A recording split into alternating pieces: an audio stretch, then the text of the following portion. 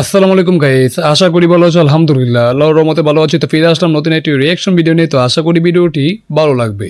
আজকে আমরা দেখবো অ্যারাউন্ড 30K টপ 5 স্মার্টফোনস। 30,000 টাকা এই মুহূর্তে বেস্ট ডিল। ওকে, তো আজকে আমরা 30,000 টাকা টপ 5 বেস্ট ফোন দেখবো, সেটা নিয়ে আমরা অবশ্যই রিয়েক্ট করবো। তো চলো বেশি দেরি না করে আজকের ভিডিও রিয়াকশন শুরু করি। 1 2 3। আমি জানি আমার চ্যানেলে যারা আপনারা অডিয়েন্স রয়েছেন ইয়াং জেনারেশন, এর মাঝে অনেকেই 30 থেকে 35,000 টাকায় সবচাইতে বেস্ট একটা ডিভাইস কিনতে চান। ওকে, অনেক শখ করে কিনবেন, অনেক কষ্ট করে টাকা জমিয়েছেন, বাট এই মুহূর্তে মোবাইল মার্কেটের যে আগুন অবস্থা, তাতে আপনি নিজে কোনোভাবেই বুঝে উঠতে পারছেন না কোন ফোনটা আপনার জন্য পারফেক্ট। সেটাই পারফেক্ট নেই, হিসাব সোজা। কারণ এই ফোনগুলোর দাম আরো কম ছিল, সেইগুলোই এখন আপনাকে কিনতে হবে এই দামে এসে।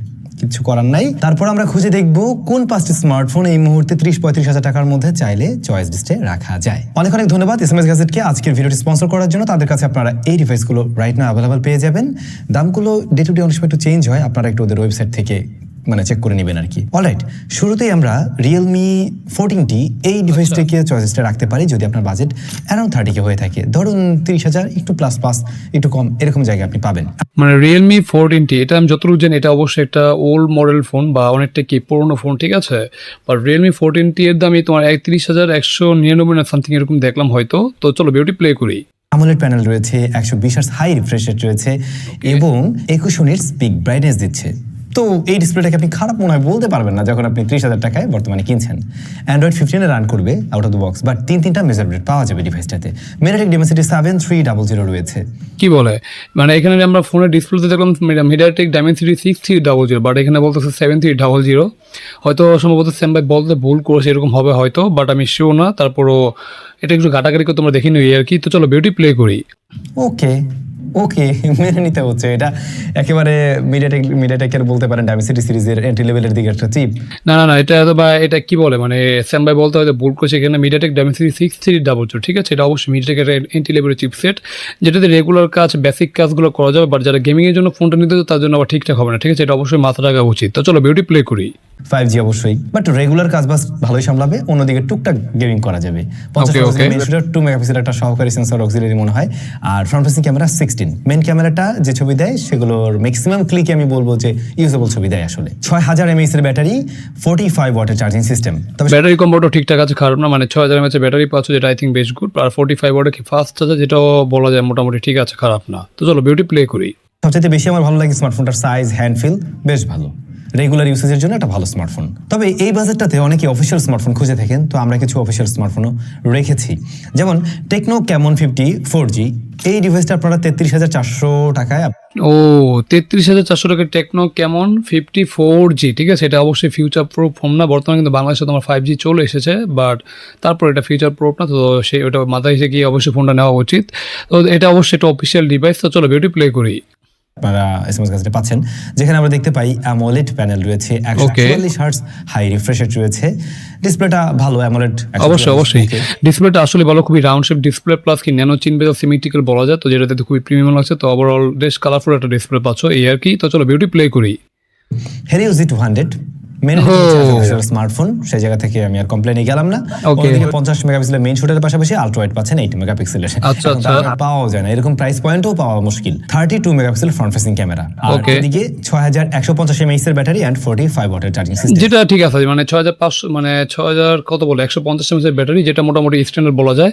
আর 45 ওয়াট ফাস্ট চার্জার, যেটা ঠিকঠাক আছে, খারাপ না। ওভারঅল মানে ব্যাটারি এই কম্বোটা ঠিকঠাক আছে, এইটাই ঠিক আছে। তো চলো ভিডিও প্লে করি। যেখানে আরো দামে ইউনি এসওসির প্রসেসর দিয়ে আসে, তারপরে আলট্রা ওয়াইড নেই, সে সমস্ত ফোন আমরা অফিসিয়ালি দেখতে পাই। সেই জায়গায় এটাকে একটা ভালো অপশন হিসেবে ধরাই যায়।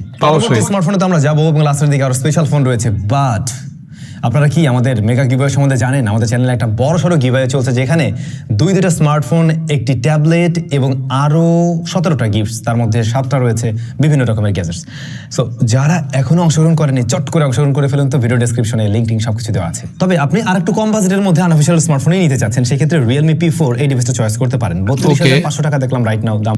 ও রিয়েলমি P4, আচ্ছা সরি রিয়েলমি P4, এটা 32,500 টাকা প্রাইস, ঠিক আছে।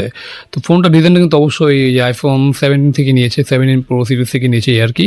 তো চলো ভিডিওটি প্লে করি। রয়েছে এসএমএস গ্যাজেটসে এবং এই স্মার্টফোনটা অ্যামোলেড প্যানেল অফার করছে, 144 হার্টজ হাই রিফ্রেশ রেট দিচ্ছে এবং ডাইমেনসিটি 7400 রয়েছে। ওয়াও ইমপ্রেসিভ, মানে 7400 এটা অবশ্যই একটা মিড রেঞ্জের বা এই বাজেটের মতো বলা যায়, মানে ঠিকঠাক চিপসেট বলতে পারো, মানে বেসিক কাজ থেকে শুরু করে রেগুলার কাজ, মোটামুটি মাল্টিটাস্কিং থেকে শুরু করে গেমিং সব কাজকে অনায়াসে করতে পারবে, কোনো সমস্যা নেই।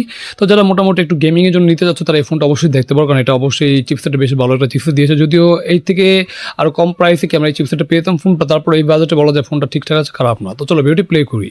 7400 যথেষ্ট পরীক্ষিত একটা এসওসি, এর আগে আমরা অনেক স্মার্টফোনের সাথে ব্যবহার করেছি। UFS 3.1 স্টোরেজ টাইপ, সেই জায়গাটা খুব খারাপ বলার সুযোগ দেখছি না।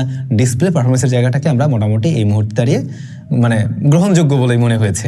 50 megapixel main camera, 8 megapixel ultra wide and front facing camera 16 megapixel. Okay, এই ক্যামেরার সেটআপ ওয়াইজও খারাপ না। এই ক্যামেরা থেকে আপনি আলট্রা ওয়াইড প্লাস হচ্ছে মেইন ক্যামেরা, তাছাড়া পোর্ট্রেট মোটামুটি ছবি কোয়ালিটি বেশ ভালো, খারাপ না করতে পারছেন।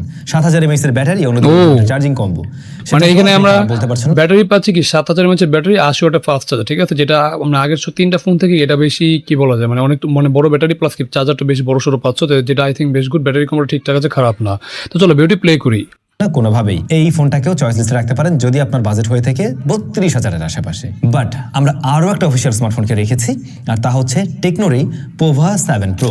ওকে, পোভা 7 Pro এই স্মার্টফোনটা চয়েস করতে পারেন যারা একটু গেমিং টেমিং বা এরকম কিছু চিন্তা ভাবনা করছিলেন, যে অফিসিয়াল স্মার্টফোনই নিব, একটু দেখতেও একটু ওরকম টাইপের মানে ফিল দিলে ভালো, আবার এসওসির জায়গাটাও যদি একটু গেমিং এর জন্য ভালো হয়। যেমন এই স্মার্টফোনটাতে আমরা দেখতে পাই অ্যামোলেড প্যানেল আছে, 144 হার্টজ হাই রিফ্রেশ রেট রয়েছে, ডিসপ্লেটা বেশ সুন্দর, 4500 speak brightness, Corning gorilla glass 7i protection করছে। ওকে, মেডিটেক ডেমনসিটি 7300। এখানে 7300 পাচ্ছি, যেটা আবার তোমার কি বলে মানে ওই যে Realme P4 থেকে কিছুটা পিছিয়ে আছে, মানে 19 আর 20 তফাৎ বলতে পারো, বাট অলমোস্ট সিমিলার চিপ, মানে বলা যায় সিমিলার বলা যায় 7300 আর 7400 এর মধ্যে আর কি, মানে অলমোস্ট সিমিলার পারফরমেন্স হবে, বেশি একটা মানে বোঝা যাবে না, মানে পারফরমেন্সের কি বোঝা যাবে না, ঠিক আছে, মানে কম বেশি এটা বোঝা খুবই মুশকিল, বাট ওভারঅল এটা খুবই ভালো একটা চিপসেট বলা যায়, তো খারাপ না। তো চলো ভিডিও প্লে করি। আলটিমেট রয়েছে, সেটাও ভালো জায়গায় আছে, মানে অ্যাজ অফিশিয়াল ডিভাইস UFS 2.2 আছে আবার, আপনি টুকটাক গেমিং এর পাশাপাশি রেগুলার কাজবাজ সুন্দরভাবে হ্যান্ডেল করতে পারবেন।